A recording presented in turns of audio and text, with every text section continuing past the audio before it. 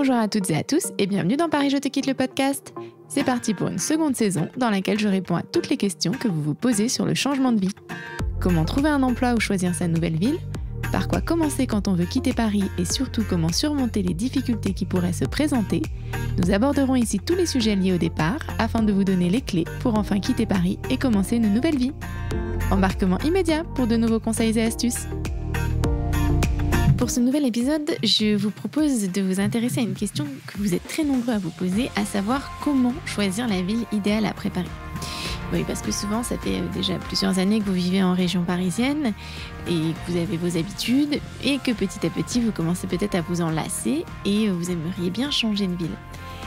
La grande question, c'est comment choisir le bon endroit et finalement, quel est l'endroit qui vous correspond ? Alors, pour vous aider, le premier conseil, c'est de faire preuve de patience et d'organisation. Et surtout, je vous propose quelques astuces pour avoir une réflexion la plus organisée possible. La première chose à faire, c'est de choisir une ville qui vous ressemble. C'est-à-dire, déjà de vous questionner sur quels sont vos besoins et vos envies. Et pour ça, je vous invite vraiment à utiliser un outil qui s'appelle la matrice de réflexion et qui va vous permettre d'identifier les points positifs et négatifs de votre situation actuelle dans la vie parisienne et quels pourraient être ces mêmes arguments dans votre situation future. La première chose à faire, c'est de prendre un papier, un crayon et de tracer une croix sur une grande feuille blanche en identifiant en haut la situation actuelle et la situation future et sur les côtés, les points positifs et les points négatifs. La première chose à faire, c'est de chercher les causes de votre envie de départ. Pourquoi est-ce que vous avez envie de quitter Paris ? Est-ce que le problème, c'est les transports, les temps de trajet, les embouteillages, la taille de votre logement, peut-être le manque d'espace, le manque d'espace vert aussi ? Et l'objectif, c'est d'identifier ce qui vous donne envie de changer d'air et de vous dire, voilà, qu'est-ce que je ne veux plus connaître ? Le but, c'est d'éviter de choisir une ville dans laquelle vous allez retrouver les mêmes travers. La deuxième chose que vous allez devoir faire, c'est identifier à quoi l'on aspire, qu'est-ce qui vous manque.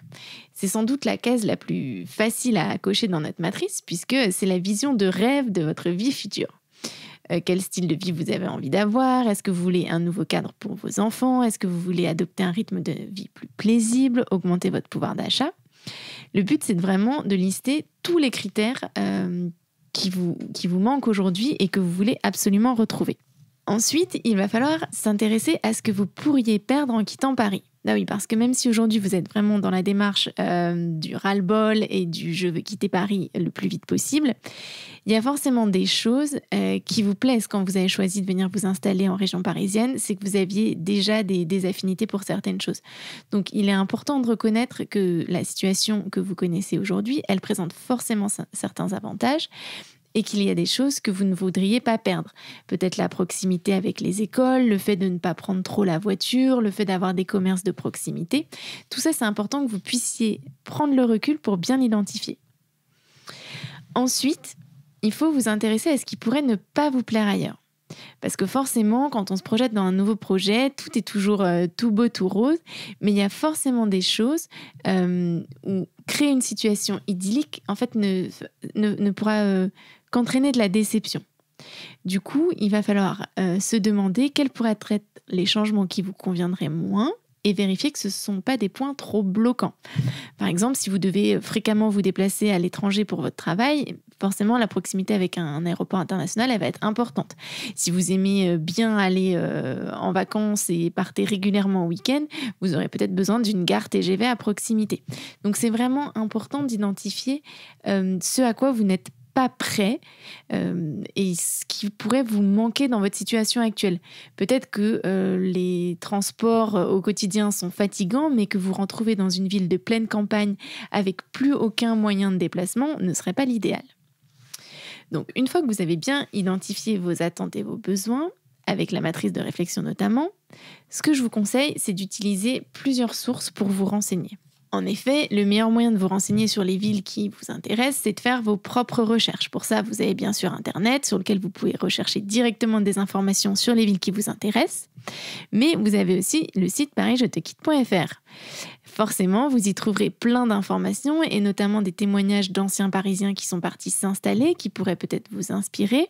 Vous les avez également en version podcast sur notre chaîne. Vous avez aussi des dossiers thématiques, par exemple si vous voulez vivre en bord de mer, si vous recherchez une ville proche d'une frontière ou vivre dans une ville à taille humaine, vous allez avoir des dossiers spécifiques sur ces thématiques. Vous pouvez aussi utiliser notre carte des villes de France. Ça vous donne un aperçu global de la France et des différentes villes dans lesquelles vous pourriez emménager. Et pour chacune, nous avons des dossiers qui vous expliquent le cadre de vie ou encore la dynamique de l'emploi et les informations pour une installation réussie. Autre source d'information, vous pouvez également vous tourner vers les offices de tourisme, consulter leur site internet et également les mairies des villes que vous envisagez. Vous pouvez aussi contacter les agences d'attractivité. Ce sont des organismes qui parfois disposent de services d'accueil spécialisés pour les nouveaux arrivants et qui pourront vous renseigner à la fois sur tout ce qui est recherche d'emploi, mais également recherche de logement ou accompagnement de votre conjoint si vous avez trouvé un emploi. Autre conseil, une fois que vous aurez identifié la ville dans laquelle vous souhaitez vous installer, je pense qu'il est important de visiter votre ville idéale et ce, quelles que soient les conditions. En effet, souvent quand on se rend en vacances dans une ville au moment de l'été, avec le soleil, les terrasses, tout est agréable et on s'y projette. Si vous projetez par exemple de venir vous installer dans cette ville, ce que je vous conseille, c'est de revenir à la fois en semaine et en week-end pour voir la différence d'animation. Et pourquoi pas, si vous le pouvez, d'essayer d'attendre des saisons peut-être un peu moins propices comme l'automne ou l'hiver pour voir si aussi à ces moments-là, quand il fait gris, qu'il pleut et que c'est pas toujours agréable, vous vous sentez bien ici. Enfin, dernier conseil, allez-y par l'étape. Quand vous aurez identifié la ville dans laquelle vous souhaitez vous installer, que vous l'avez testée, vous pouvez aussi demander conseil à vos proches qui vous connaissent souvent bien et parfois mieux que vous et qui pourront vous donner un avis. Après, lorsque vient le moment du grand déménagement, peut-être que commencer par une location vous permettra d'y aller en douceur et petit à petit et de découvrir votre ville plus en profondeur avant de vous y installer définitivement. Sur ce, je vous souhaite vraiment de trouver la ville qui vous correspond plutôt que la ville idéale, celle dans laquelle vous vous sentirez bien, dans laquelle vous pourrez vous épanouir et mener votre projet à la fois personnel et professionnel de changement de vie. Merci à tous d'avoir écouté cet épisode. Si celui-ci vous a plu, pensez à vous abonner, à liker et à partager. Pour ma part, je vous donne rendez-vous très prochainement pour répondre à une nouvelle question que vous vous posez et vous donner nos meilleurs conseils pour accomplir votre envie de quitter Paris. D'ici là, vous pouvez nous rejoindre sur nos réseaux sociaux, Facebook, Instagram et LinkedIn @ParisJeTeQuitte ou nous rendre visite sur parisjetequitte.fr. Vous pourrez créer votre profil et trouver le territoire, l'emploi et le logement dont vous rêvez. À bientôt dans Paris Je te quitte le podcast.